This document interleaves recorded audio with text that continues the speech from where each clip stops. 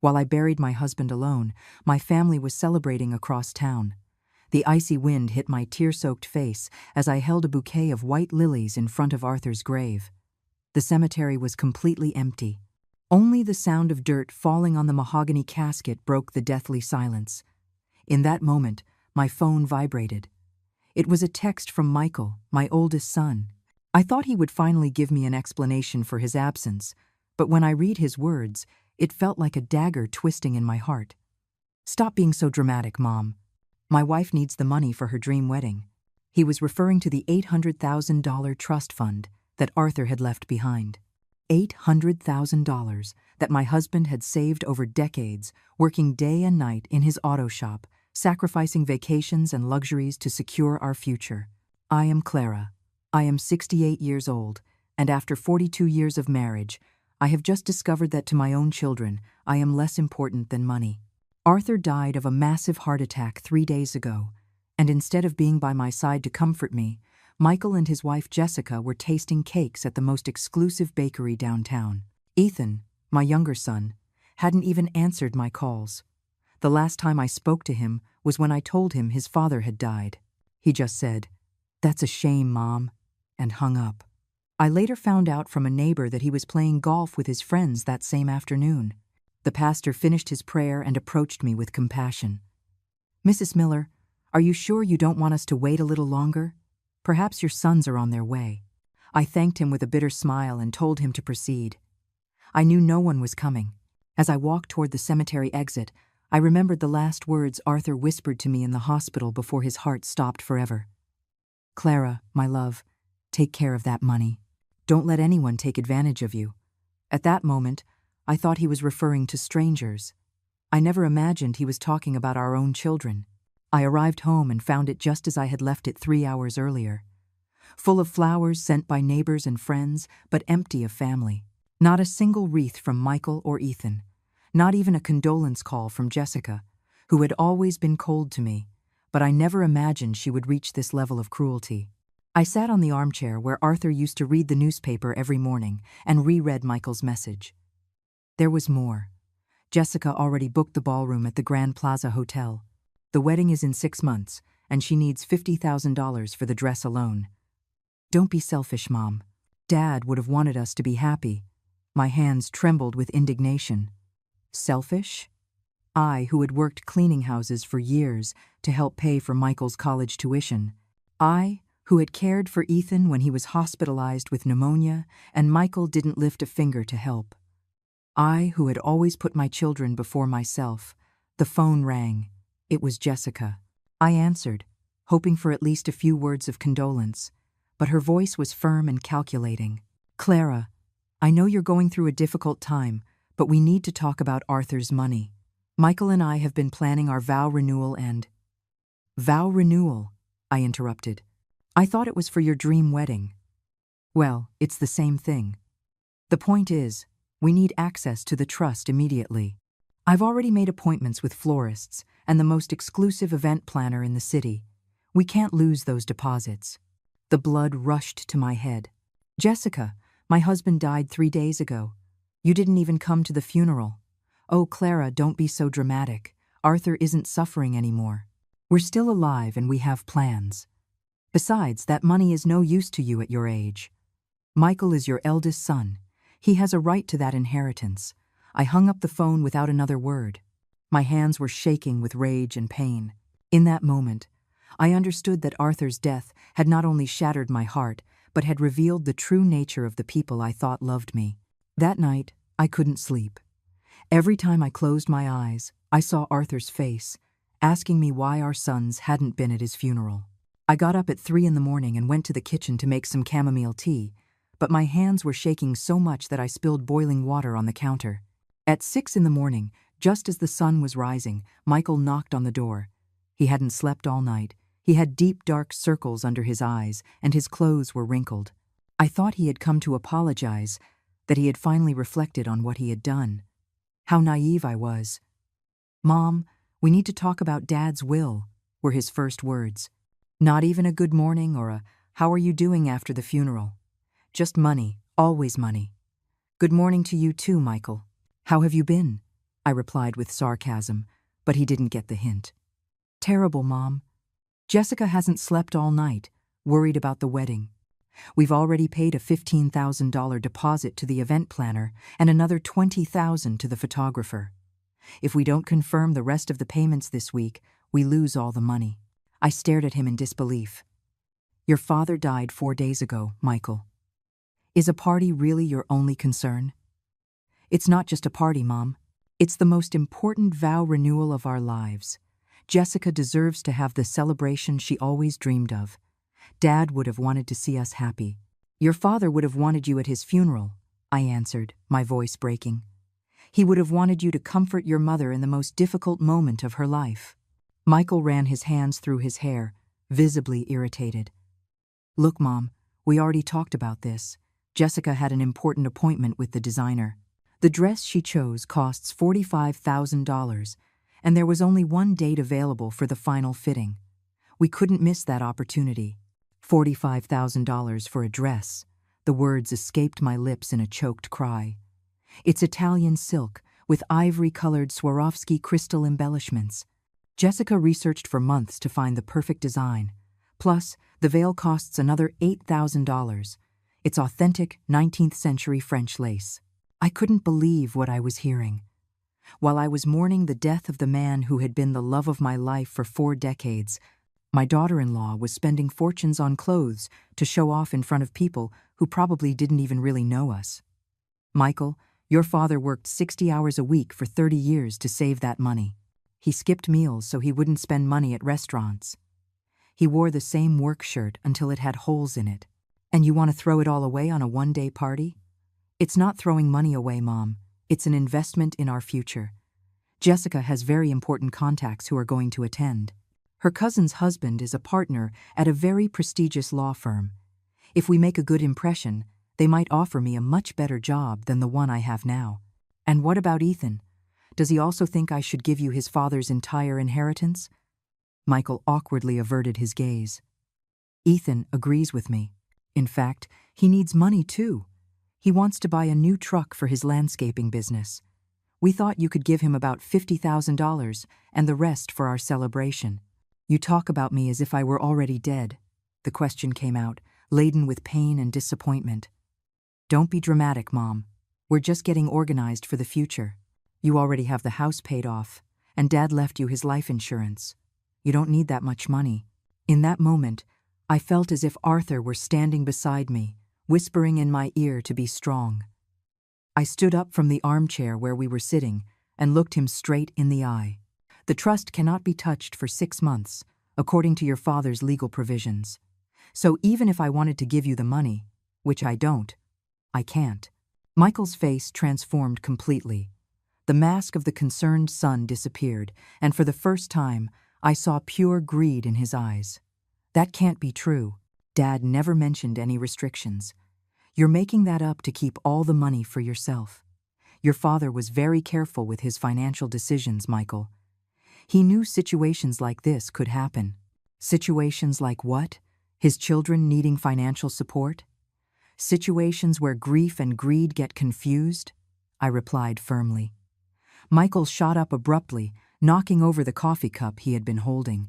The brown liquid spilled all over the coffee table that Arthur had made with his own hands years ago. This isn't over, Mom. Jessica is not going to take no for an answer. She's already invited 200 people. Her mother flew in from Miami specifically to help with the preparations. You can't ruin her life just because you're going through a rough patch. A rough patch. The words came out of my throat like a roar. My husband died, Michael. The man I shared more than half my life with is gone. I know that, Mom. But life goes on. Dad would have wanted us to move forward, not to stay here crying forever. He headed for the door, but before leaving, he turned back with an expression I had never seen on him. Jessica told me that if we don't get the money this week, maybe it's best if we take some distance from the family for a while. The children don't need to see their grandmother in such a negative state. And he left, leaving me alone with the spilled coffee and the cruelest threat I had ever heard in my life. They were going to take my grandchildren away from me if I didn't hand over the money Arthur had worked so hard to save. After Michael left, I remained sitting on the armchair, staring at the coffee spilled on the table Arthur had built with so much love. The brown stains spread across the wood like dark tears, and I couldn't stop thinking about my son's last words. They would take my grandchildren from me if I didn't give in to their demands. My grandchildren, 8-year-old Mason and 5-year-old Lily, were the light of my life. Every Friday they would come over, and Arthur would teach them how to use his tools in the garage while I baked their favorite cookies. Lily always told me that when she grew up, she wanted to cook like me, and Mason had promised that when he was big, he would buy me a house by the sea. I couldn't lose those children. They were the only part of Arthur I had left in this world. The doorbell rang. It was Ethan, my younger son. Unlike Michael, who had at least had the decency to come talk to me face to face, Ethan had been completely absent since his father's death. I saw him through the window. He was wearing a pink golf shirt and beige pants, as if he had come straight from the country club. "Hi, Mom," he said when I opened the door. His voice was forcedly casual, as if we were neighbors bumping into each other by chance. "Ethan, son, come in. How have you been?" I offered my cheek for a kiss, but he barely brushed my skin with his lips. "Fine, Mom, fine. Busy with the business. You know how it is with employees." He sat in the armchair where Michael had been hours before, but kept his distance, as if grief were contagious. "I guess Michael already told you about our conversation this morning." "Yes," he called me. "He says you were pretty hard on him. Jessica is very upset." "Jessica is upset." I couldn't believe what I was hearing. "Ethan, your father died 4 days ago and neither of you came to the funeral. How do you think I feel?" Ethan sighed like a teenager being scolded for being late. "Look, Mom, I know you're sad, but Dad wouldn't have wanted us to ruin our lives by mourning all the time. He always told us to be practical." "Practical." I repeated the word as if it were poison. "Do you know what's practical, Ethan? Sons comforting their mother when she's widowed, coming to the funeral of the man who raised them and paid for their education." "Oh, Mom, don't start with the sermons. Michael told me you were very dramatic with him. Look, I come in peace. I just need you to listen to me." "I'm listening." "I need $60,000 to buy a new truck. The one I have is almost 10 years old, and my clients are starting to complain. If I want to keep my landscaping business, I need to project a more professional image." I stared at him in silence. That was Ethan, always the more direct of my sons, but also the coldest. While Michael at least feigned concern, Ethan got straight to the point without beating around the bush. $60,000 for a truck. It's not just a truck, Mom. It's a brand new Ford F-350, with all the tools included and an automatic irrigation system in the back.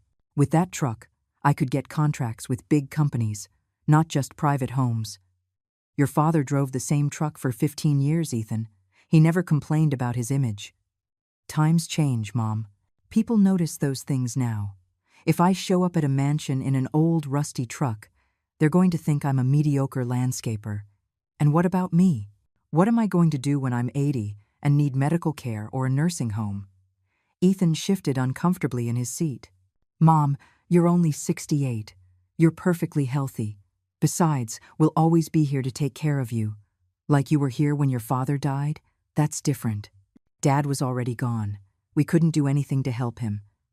But you're alive, and so are we. We have to move on." I stood up and went to the kitchen. I needed to get away from him before I said something I would regret. Ethan followed me. "Look, Mom, I know Michael told you about the trust's restrictions, but I spoke with a lawyer, and he says that if you sign an authorization, we can access the money immediately." "You spoke with a lawyer? Without consulting me?" "It's my inheritance too, Mom. I have a right to know my options." "It's not your inheritance, Ethan. It's a trust your father established to ensure my well-being. Any money that's left when I'm gone, that will be your inheritance. But that could be in 20 years or more. What are we supposed to do in the meantime? Live like we're poor while you're sitting on a pile of money?" His words felt like slaps. "Poor? Ethan, you have your own business. Michael has a stable job. Your wives work. None of you are starving. It's not just about basic needs, Mom. It's about having a decent life, being able to give our kids the best, being able to enjoy ourselves while we're young. Your father never enjoyed himself when he was young. He worked 14 hours a day, so you could go to good schools and have what he never had. And that was fine for his generation, Mom. But we think differently. We don't want to work ourselves to death just to leave money behind that we might never get to enjoy. Just then, my phone rang. It was Jessica. Ethan gestured for me to answer and put it on speaker. "Clara, I hope you've had time to reflect on what we talked about yesterday." Her voice was cold and calculating. "Jessica, I'm talking with Ethan right now." "Perfect. Then you can both hear what I have to say. I've been doing some research and I found out that Arthur established that trust just 2 years ago. That means he knew he was going to die and did it specifically to control us from the grave." "How dare you?" The words roared out of my throat. "It's the truth, Clara. Your husband was a controlling man who didn't trust his own children. He probably filled your head with paranoid ideas about us. Arthur never spoke ill of you. Then explain why he put so many restrictions on the money. A normal father would have left a simple, direct inheritance." Ethan nodded from his spot in the kitchen, as if Jessica's words made sense. "Besides," Jessica continued, "I've been talking to my friends, and they all say it's very strange for a woman your age to cling so tightly to money. Most mothers want to see their children happy and prosperous while they're alive, not after they're dead." "My friends feel the same way," Ethan chimed in. "They say it's selfish of you to deny us the money when we're the ones with expenses and responsibilities." I sank into a kitchen chair, my legs trembling with indignation. "Your friends have opinions about my private life?" "Clara, don't be paranoid," Jessica said from the phone. "We're just seeking advice from people who have been through similar situations." "Similar situations? They know a lot of people who extort recently bereaved widows?" "Don't be dramatic," Jessica yelled. "No one is extorting you. We just want what's rightfully ours." Ethan came over and put a hand on my shoulder. "Mom, think about it. If you give us the money now, you'll be a part of our happiness. You'll get to see us enjoy it, see how we use it to improve our lives. Isn't that better than saving the money for when you're not here anymore?" I looked at my younger son, the boy I had rocked when he had nightmares, the one I had cared for in the hospital with pneumonia, the one I had defended when other kids bullied him at school. And I recognized nothing of the son I had raised in the man standing before me. "Get out of my house," I whispered. "What?" Ethan asked. I said, "Get out of my house. Both of you. Right now." Ethan stood frozen for a moment, as if he hadn't heard me correctly. Jessica was still talking on the phone, but I hung up without giving her a chance to finish. The silence that followed was deafening. "Mom, you can't be serious," Ethan finally said, a mix of disbelief and condescension in his voice. "You're upset. It's normal after a loss like this. Maybe you should see a therapist." "I'm not upset, Ethan. I am perfectly sane. And for the first time in 4 days, I see my sons for who they truly are. Look, if you don't want to give me the $60,000 right now, that's fine. We can wait a few weeks until you're calmer." "It's not going to be a few weeks, Ethan. It's going to be 6 months at a minimum, which is what your father stipulated. And after what I've heard today, maybe never." Ethan's expression changed completely. The mask of the understanding son vanished, and I saw the same greed I had seen in Michael's eyes that morning. "You're threatening to disinherit us?" "I'm not threatening anything. I'm just saying that your behavior is showing me that maybe Arthur was right to be cautious with that money. This is ridiculous. We're your sons, Mom, your only family. My family was with me when I buried Arthur.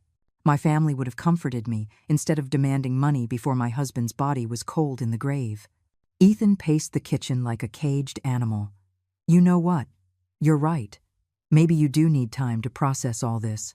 But let's be clear. Michael and I are not going to give up what is rightfully ours. By right? Your father worked himself to the bone to save that money. You two didn't lift a finger to help him. He never asked for our help, because he was too proud to admit he needed support. But you could have offered." Ethan headed for the front door. Before leaving, he turned back with an expression that chilled me to the bone. "Mom, I'm going to give you a piece of advice. Jessica has a lot of contacts. She knows lawyers, doctors, social workers. If she wants to, she can make your life very complicated. She can make people think you're losing your mental faculties, that you're not capable of handling so much money on your own. Are you threatening me?" "I'm warning you," Jessica is not someone you want to mess with. She's very smart and very determined when she wants something. And he left, leaving me alone in a house that suddenly felt like a prison.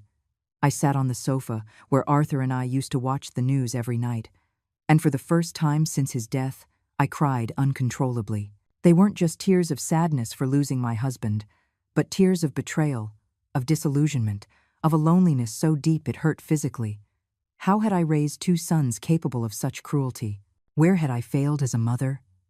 Arthur always told me I was too permissive with them, that I gave them everything they asked for without teaching them the value of hard work. Maybe he was right. The phone rang. It was a number I didn't recognize. Mrs. Miller? The voice was an older woman's, with an accent I couldn't place. Yes, this is she. This is Eleanor, your neighbor from the yellow house at the end of the street. We met years ago at a neighborhood watch meeting. I vaguely remembered a short, gray-haired woman who always kept her garden immaculate. Oh yes, Mrs. Eleanor. How are you? Very well, thank you. I'm calling because I saw your sons came to visit today and left looking very upset. I just wanted to make sure you were all right. I was surprised that someone cared. In the last few days, apart from a few condolence calls from Arthur's friends, no one had shown genuine interest in my well-being. I'm fine, thank you for asking. It's just. These are difficult times. I can imagine. Losing a husband after so many years must be devastating. I lost mine 5 years ago, and there are still days I wake up expecting to see him in the kitchen making coffee. Her words were like a balm to my wounded soul. Finally, someone who understood my pain without trying to minimize it or use it against me. Would you like me to come over? I made a lemon pound cake this morning, and it's far too big for just me. I would love that, Mrs. Eleanor. The truth is, I could use the company. Half an hour later, Eleanor knocked on my door with a homemade cake that smelled like heaven. She was a woman of about 70, with kind eyes and a smile that radiated genuine warmth. Oh, my dear, you look exhausted, was the first thing she said when I opened the door. It's been a very difficult few days, I can imagine. Come on, let's sit down and talk.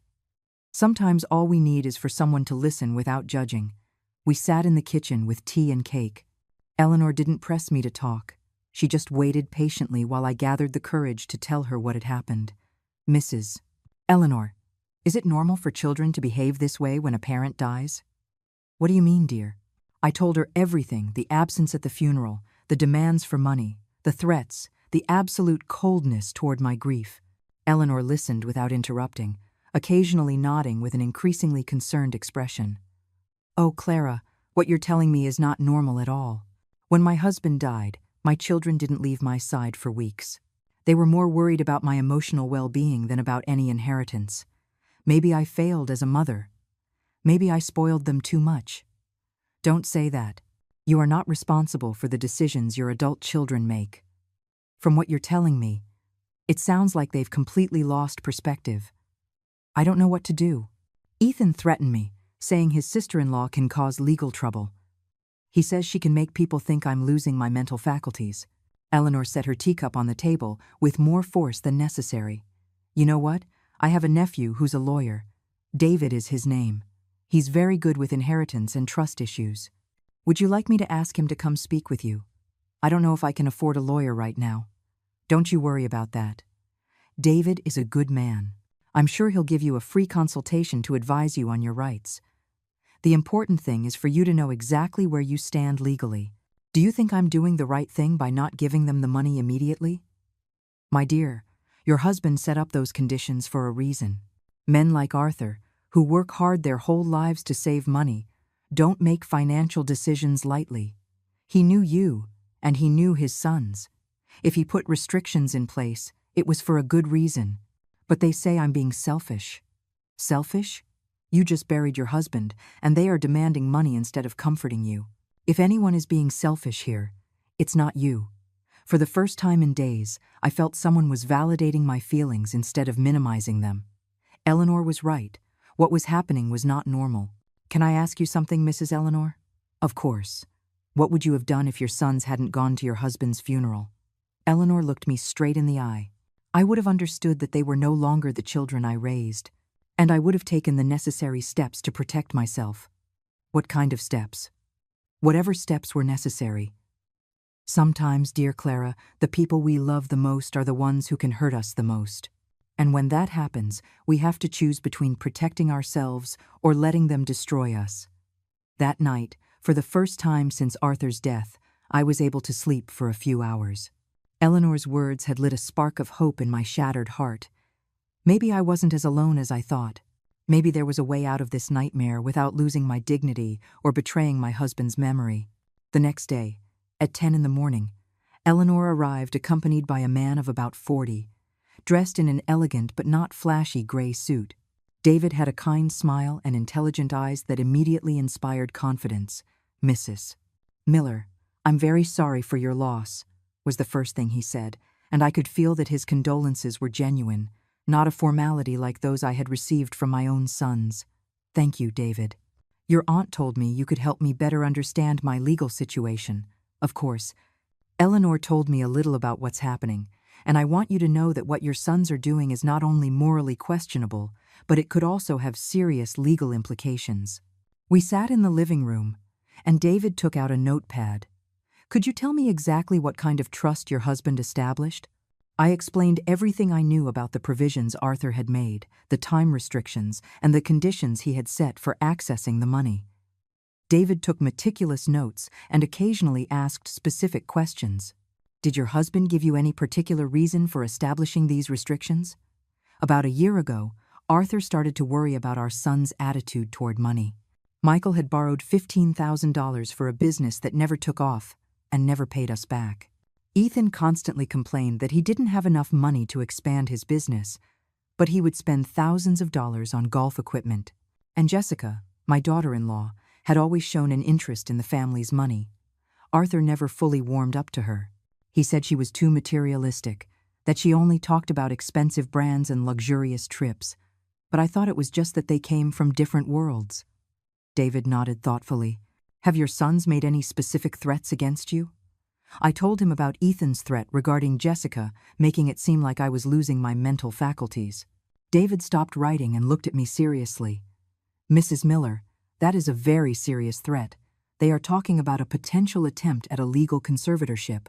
If they manage to convince a judge that you are not mentally competent to handle your financial affairs, they could gain guardianship over you and full access to the trust." I felt as if ice water had been thrown on me. Can they do that? They can try, but there would have to be real medical evidence of mental incapacity. The problem is that the process can be very stressful and expensive, even if you win the case in the end. What can I do to protect myself? First, we're going to document everything, every conversation, every threat, every demand for money. Second, I'm going to recommend you get a full psychological evaluation with a professional I trust. That way, we'll have medical evidence that you are perfectly sane. Is that necessary? It's a preventive measure, Mrs. Miller. If they try something, we want to be prepared. Eleanor, who had been listening quietly, leaned forward. "David, what if the sons keep pressuring her or harassing her? We can file for a temporary restraining order. If the threats or harassment continue, especially given the emotional vulnerability of recent bereavement, a judge might consider it emotional abuse." At that moment, the doorbell rang. Through the window, I saw a red truck in the driveway. It was Ethan, but this time he was accompanied by a blonde woman I didn't know. "It's my son and a woman I don't recognize," I told David. "Do you want me to stay while you talk to them?" "Yes, please." I opened the door, and Ethan greeted me with a forced smile. "Hi, Mom. I brought someone I want you to meet. This is Patricia, a very experienced social worker." Patricia was a woman in her 50s with a professional smile that didn't reach her eyes. "Mrs. Miller, your son told me about your situation, and I wanted to offer my services. Sometimes, after a traumatic loss like your husband's, older adults need professional support to make important decisions." David stepped forward from the living room. "Excuse me, I'm David Clark, Mrs. Miller's attorney. May I ask what exactly your role is here?" Ethan became visibly nervous. David, right?" "I'm Ethan, my mom's younger son." Patricia, is a friend who is helping us navigate this difficult situation. Friend or hired professional? David asked in a firm tone. Patricia exchanged a glance with Ethan before answering. I'm a licensed social worker. Ethan contacted me because he's concerned about his mother's well-being. I see. And what kind of evaluation are you planning to conduct? We just want to make sure Mrs. Miller is making rational decisions about her financial future. Sometimes the grief of mourning can cloud one's judgment. David took a business card from his pocket. I am the attorney representing Mrs. Miller in all matters related to her late husband's trust. Any professional evaluation or intervention must be coordinated through my office. Ethan turned red with anger. Mom, you hired a lawyer? Are you really going to go to such extremes? Ethan, my lawyer is here to protect my legal interests, which is apparently something I need to do. This is ridiculous. We're just trying to help you see things clearly. Patricia intervened with a saccharine voice. Mrs. Miller, I understand you may feel your sons are being insensitive, but sometimes families need professional mediation to resolve conflicts over inheritance.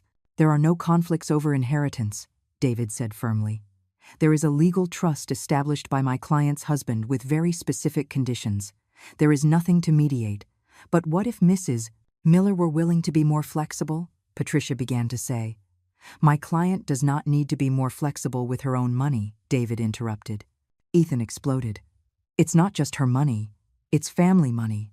Michael and I have a right to that inheritance. Currently, you have no right to anything, David replied calmly. The trust is very clear in its terms. Patricia tried to smooth things over. Perhaps we could all sit down and discuss options that would benefit the entire family. Eleanor, who had been watching from the kitchen doorway, stepped forward. Excuse me, but I think you are pressuring a woman who just buried her husband. This is not appropriate. And who are you? Ethan asked sharply. I'm Eleanor, Clara's neighbor and friend, and what you're doing is shameful. This isn't your problem, ma'am. It becomes my problem when I see a grieving woman being taken advantage of. Ethan turned to me, ignoring the others. Mom, you have to understand that Jessica has already booked everything for the wedding. The venue, the food, the music, the flowers. If we cancel now, we lose all the deposits. It's over $50,000. $50,000 in deposits? I asked in disbelief. The wedding is going to cost $300,000 in total. It's the most important celebration of our lives. David let out a low whistle. $300,000. That's more than a third of the entire trust. Exactly, said Patricia. That's why it's so important for the family to find a solution that works for everyone. The solution already exists, David replied. It's called waiting the 6 months stipulated by the trust and then following the proper legal procedures. Ethan approached me, desperation in his eyes. Mom, please. Jessica is threatening to cancel the wedding completely if we don't get the money this week. She says she can't live with the humiliation of having to explain to 200 people why we can't afford what we promised. And what about the humiliation you caused me by not coming to your father's funeral? That's different, Mom. That's in the past. This is about our future. My future matters too, Ethan. And my present. I am in mourning. I need time to process my husband's death, and you have only given me more pain. Patricia tried to intervene again. Mrs. Miller, I understand your pain, but sometimes acting quickly in family situations can prevent long-term resentment. David stepped between us. Miss Patricia, could you please show me your professional credentials? I'd like to verify your license before you continue advising my client. Patricia paled slightly. Of course, but I don't have my documents with me right now. How convenient, Eleanor muttered. Ethan realized the situation was spiraling out of control. Mom, this isn't going to end here. Michael is consulting with other lawyers too. If you don't want to cooperate amicably, we'll have to explore other options. Are you threatening me in front of my lawyer? I'm telling you the reality of the situation. The reality is that you have no legal basis for your demands, David responded. And if you continue this behavior, you could face charges for coercion and elder abuse. Ethan and Patricia left, but not before Ethan told me, "This isn't over, Mom. Jessica is not going to take no for an answer." After they left, I sat trembling on the sofa. David and Eleanor sat beside me. "Am I doing the right thing?" I asked them. "Mrs. Miller," David said, "what you just witnessed was a very sophisticated manipulation attempt. They brought that woman here to intimidate you and make you believe you need professional intervention. That's not family love. That's financial abuse." Eleanor took my hand. "My dear, your sons have lost all perspective. They are willing to do anything for that money." "What do I do now?" "Now," David said, "we prepare. Because something tells me this is just the beginning." The following days were a nightmare I couldn't have imagined in my worst dreams. Michael and Ethan began a systematic campaign to make my life unbearable. First came the constant calls. Every 2 hours, the phone would ring with one of them on the other end, pleading, manipulating, threatening. "Mom, Jessica hasn't been able to sleep in 3 days," Michael would say. "She's taking anxiety pills. The doctor says she could have a nervous breakdown if we don't resolve this soon." "Well, maybe she should have thought about that before spending money she didn't have," I replied. But my voice no longer sounded as firm. "Don't be cruel, Mom. What will people say when they find out you ruined your own daughter-in-law's wedding?" Then came the surprise visits. They would show up at any time of day or night, ringing the doorbell insistently until I opened the door. Ethan brought his children over on a Wednesday afternoon. "Grandma Clara," Mason said, his eyes watery, "Dad says we can't come see you anymore because you're very mad at us." My heart broke into 1,000 pieces. "I'm not mad at you, my love. I could never be mad at you. Then why does Dad say you won't give him the money so we can have a bigger house?" Ethan had put words in my 8-year-old grandson's mouth. He had turned that innocent child into an instrument of emotional blackmail. "Ethan, how dare you involve the children in this? They have a right to know why their grandmother prefers money to her family's happiness." Lily, my 5-year-old granddaughter, came up to me in her little pink dress and hugged my legs. "Grandma, is it true you have a lot of money saved up?" "Who told you that, my love?" "Aunt Jessica. She says you could buy us lots of toys, but you don't want to." I felt sick. They were using my own grandchildren as weapons against me. "Ethan, take the children and leave now. Not until we talk seriously about this. I have nothing more to talk to you about." "Look, Mom, I'll make you a proposal. Just give me $40,000 now, and I promise I won't bother you again until the trust's deadline is up." "Just 40,000? 2 days ago it was 60,000. I'm being flexible. I can get a good used truck for that amount." "Ethan, even if I wanted to give you that money, I can't access the trust yet." "But you have Dad's life insurance." "I know it was $75,000. He was right. Arthur's life insurance had arrived the previous week. That money was for my personal expenses, to ensure I could maintain the house and cover my medical needs as I got older. That money is for my living expenses, Ethan. You're 68 years old, Mom. How much do you think you're going to spend? Besides, when you're gone, it's all going to be ours anyway." His words were like daggers. "You're wishing I was dead. Don't be ridiculous. I'm just being practical." That night, I called David in desperation. "I can't take it anymore. They're using my grandchildren against me. They're making the children believe I'm a bad person. Mrs. Miller, what they are doing is called psychological abuse. We can document all of this and use the evidence to get a restraining order, but that would mean I couldn't see my grandchildren. Not necessarily. We could specify that visits with the children must be supervised or in the presence of a neutral third party."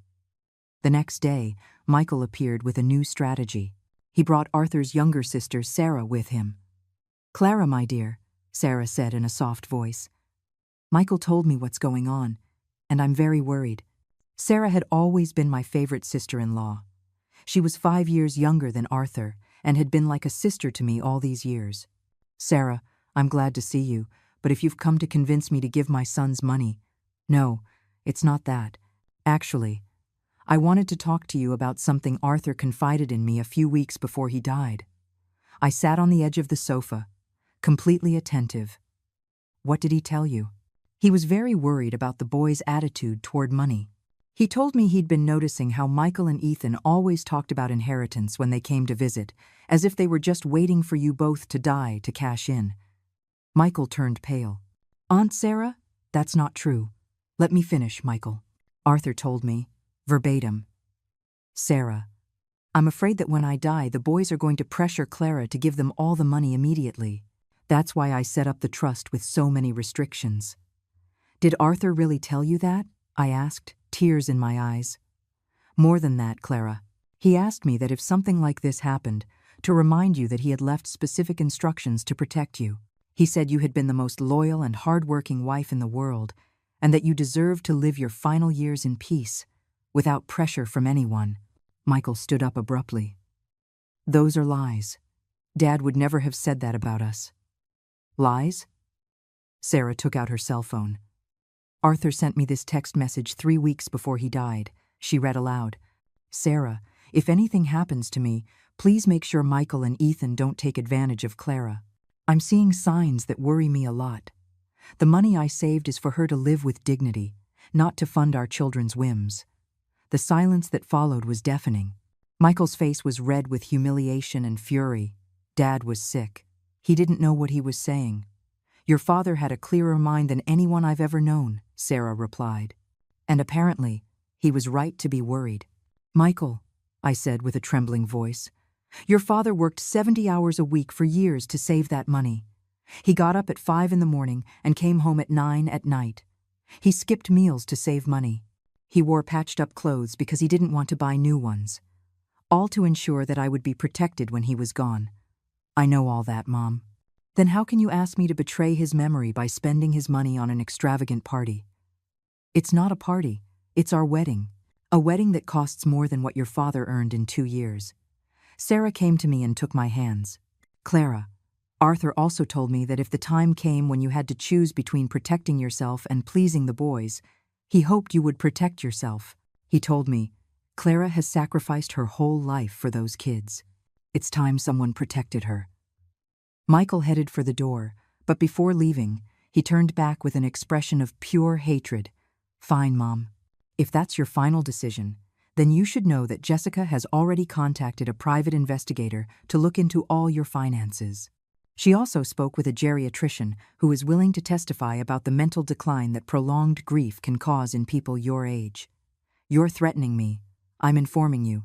Jessica is not going to let a stubborn old woman ruin the best years of her life. After Michael left, Sarah and I sat in silence for several minutes. Did Arthur really tell you all those things? I asked her. Every word, Clara. Your husband loved you deeply and was genuinely worried about what might happen after his death. Do you think I'm doing the right thing? I think you are honoring the memory of a man who sacrificed his whole life for you and for those ungrateful boys. I'm scared, Sarah. I'm scared of losing my grandchildren forever. Those children will grow up, Clara. One day they will understand the difference between a grandmother who loves them and parents who use them as tools of manipulation.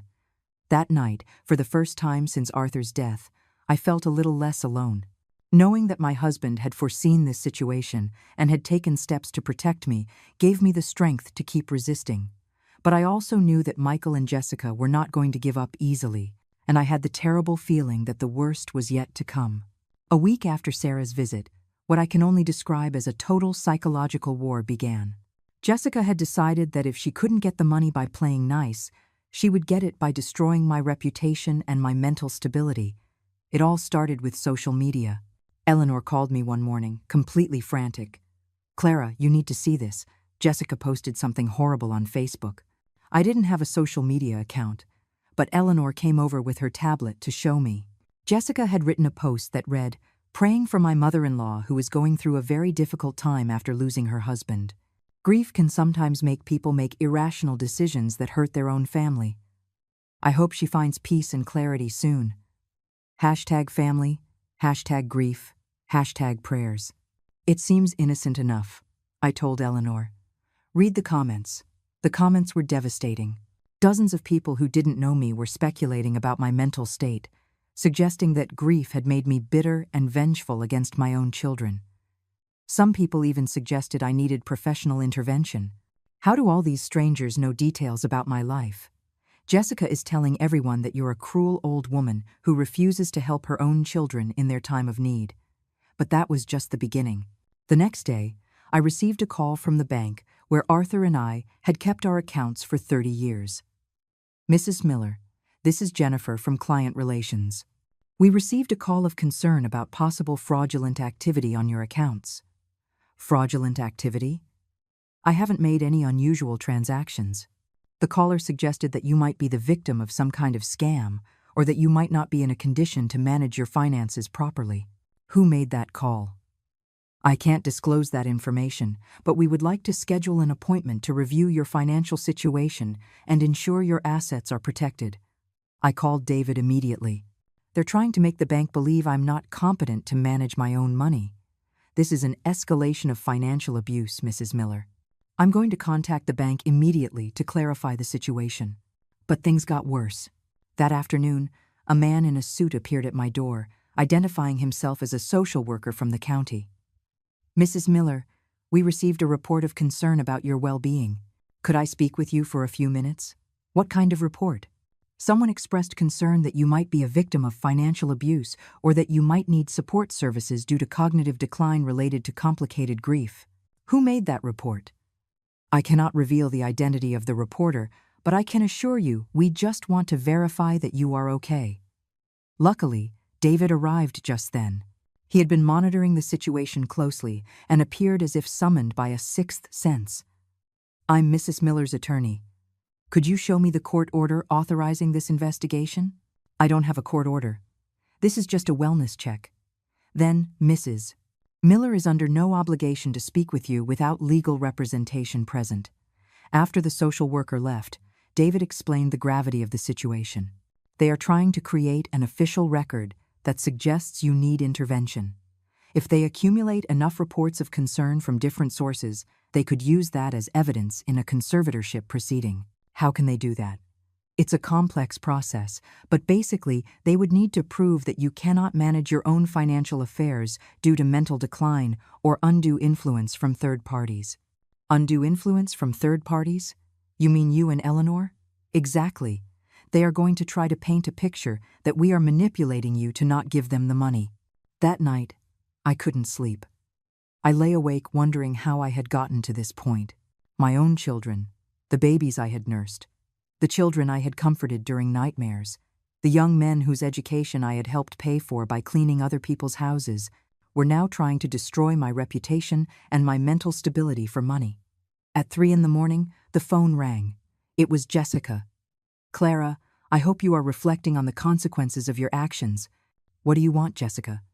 I want you to know that I spoke with Dr. Morrison, the geriatrician I mentioned. He says that complicated grief in people your age can manifest as paranoia, irrational behavior, and poor decision-making. I'm not paranoid, Jessica. I'm perfectly sane. That's exactly what someone who is having problems would say. Look, we can still resolve this amicably. You just need to sign an authorization to access the trust, and all of this can end. I will not betray Arthur's memory. Arthur is dead, Clara. The dead don't need money. The living do. The living also need dignity and respect, things you have completely denied me. Dignity? What dignity is there in being a bitter old woman clinging to money while her own family suffers? My family isn't suffering, Jessica. My family is being greedy. All right. If that's your attitude, I want you to know that I've already hired the private investigator I mentioned. He is going to review every penny you have spent in recent years. If he finds any irregularities, any expense that could suggest mental decline, we will use it against you. Against me? In the legal proceeding we are going to initiate to prove you are not competent to manage the trust. I hung up the phone, trembling with indignation and fear. The next day, Eleanor came over early with even more disturbing news. Clara, yesterday I saw a man with a camera taking pictures of your house. When I asked him what he was doing, he said he was a city inspector checking for code violations.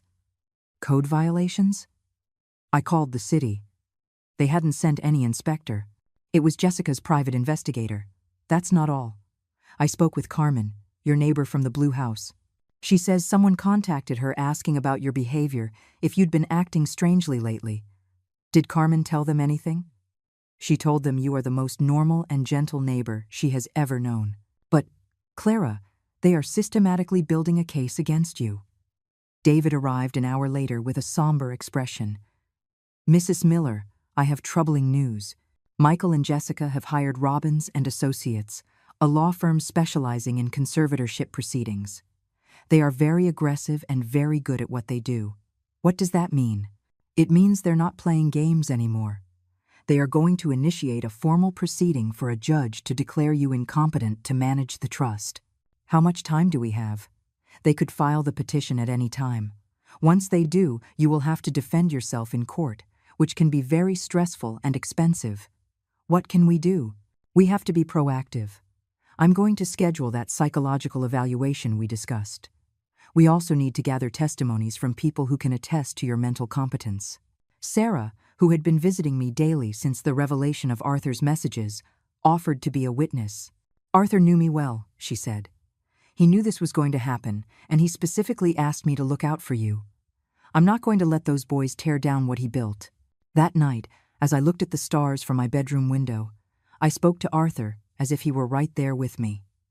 Arthur, my love, I hope I'm making the right decisions.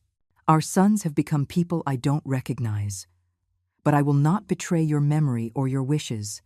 I will fight to the end. In that moment, I felt a strange peace. For the first time since this nightmare began, I knew with certainty that I was on the right side of this battle. On Monday morning, 2 weeks after Jessica's threat, David arrived at my house with an expression I had never seen on him, a mix of indignation and determination that made me understand something very serious had happened. Mrs. Miller, they filed the petition. Michael and Jessica are officially requesting that a judge declare you incompetent to manage the trust.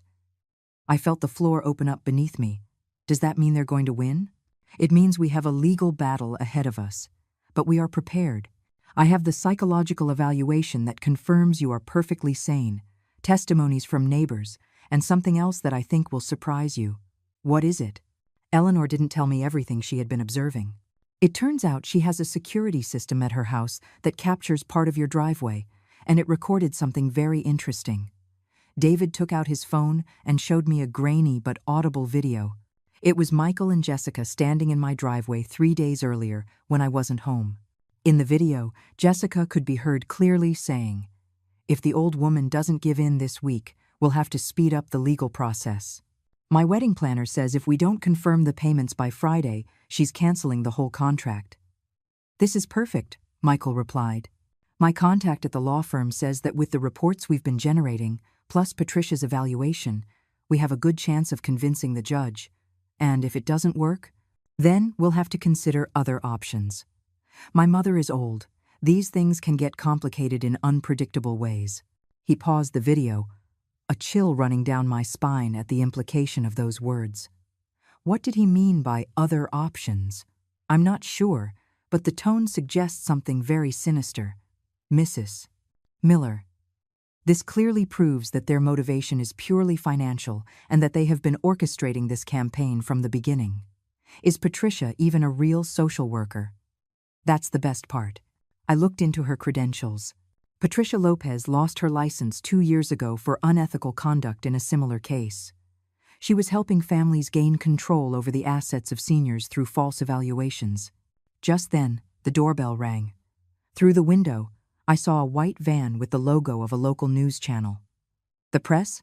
I asked, confused. David looked out the window, and his expression hardened. "Jessica is escalating this publicly." We opened the door to find a young reporter with a cameraman. "Mrs. Miller? I'm Jessica Torres from Channel 7 News. We were contacted about a family dispute related to an $800,000 trust. Could you comment on the allegations that you are denying emergency funds to your children?" "No comment." David responded immediately. "I am Mrs. Miller's attorney, and any questions should be directed to my office. We understand that your children are concerned about your mental well-being after the death of your husband. Is there any truth to those reports?" "This interview is over," David said, closing the door.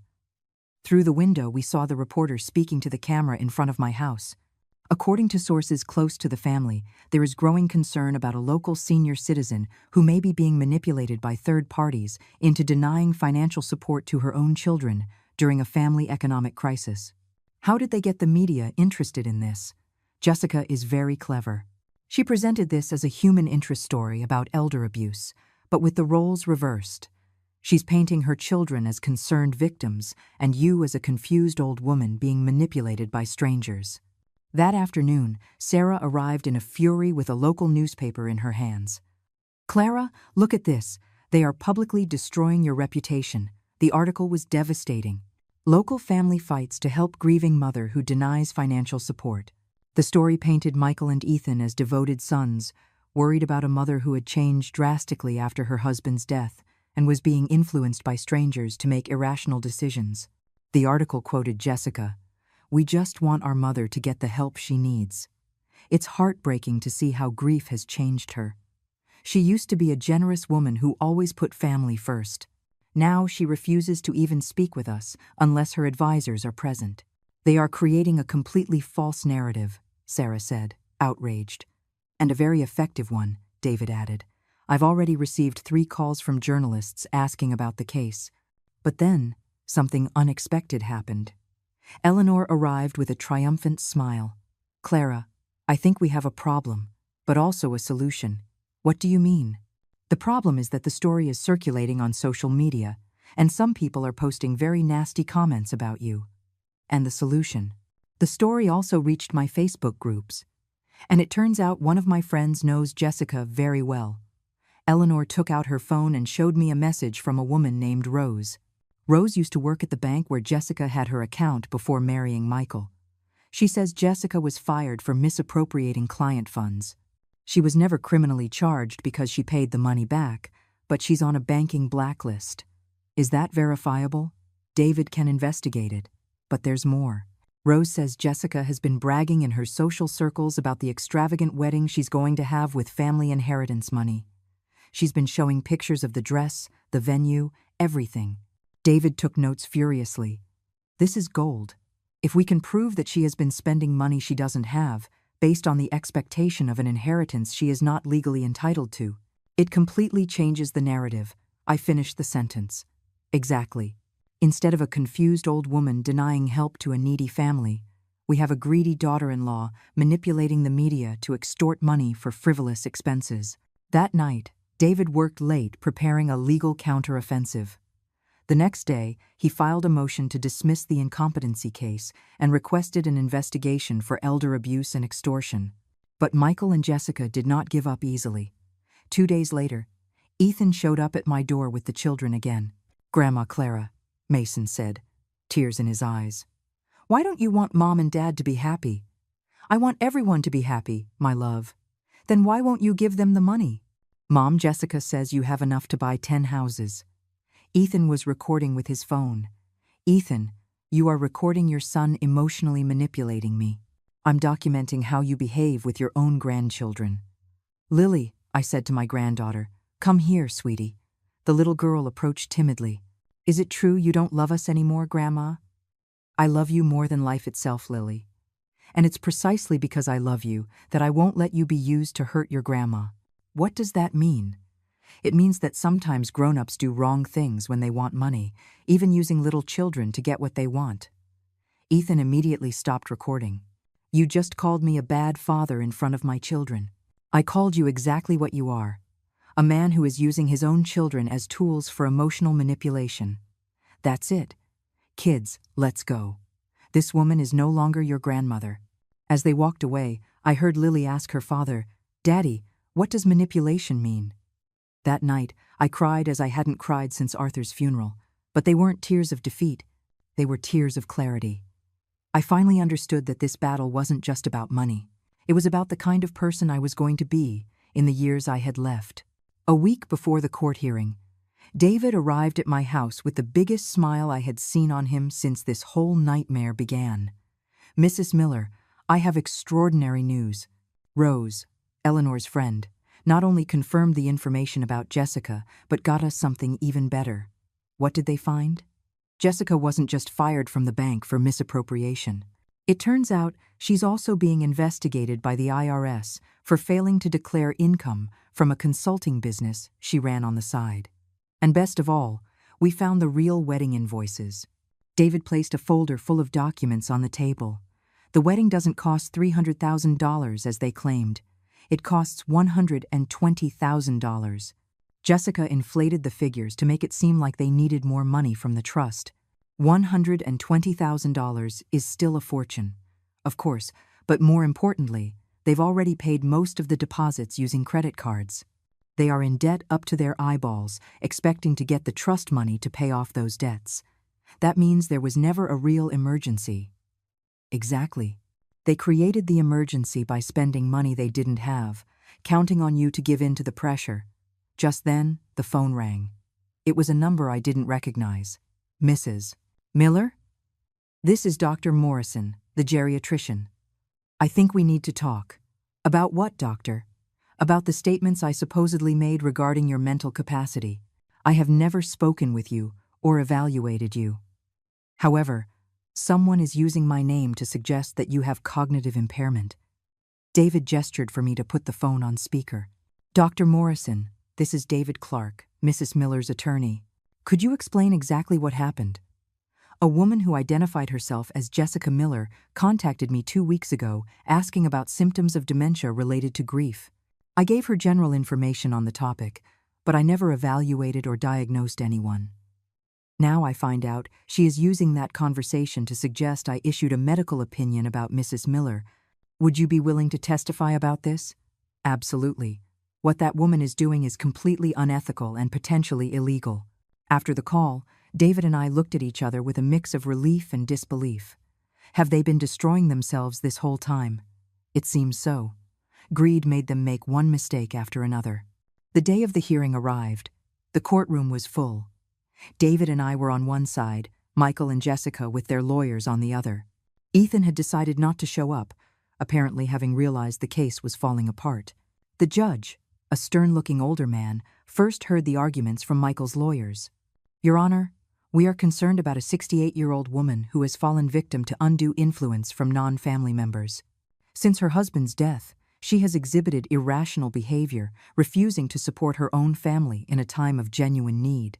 Then David stood up with a bulky folder.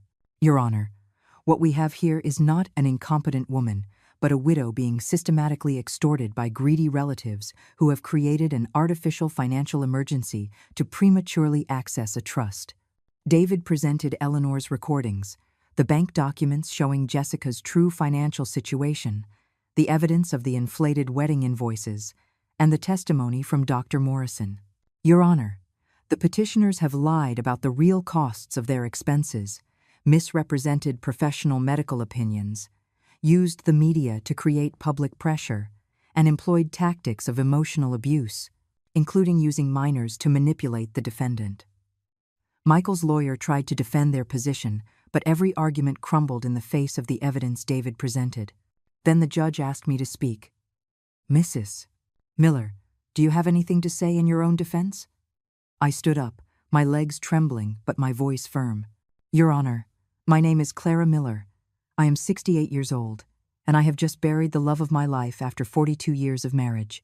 My husband, Arthur, worked 14 hours a day for decades to save the money that is in dispute.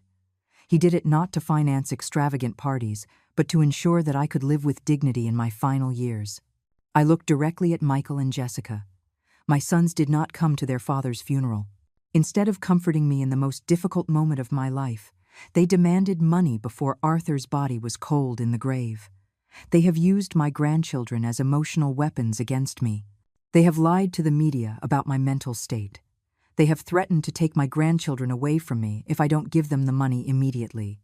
My voice broke slightly, but I continued. Arthur established a trust with restrictions because he knew our sons better than I wanted to admit. He knew this could happen, and he was right. Your Honor, I finished. I am not an incompetent old woman. I am a grieving woman who refuses to be extorted by her own family.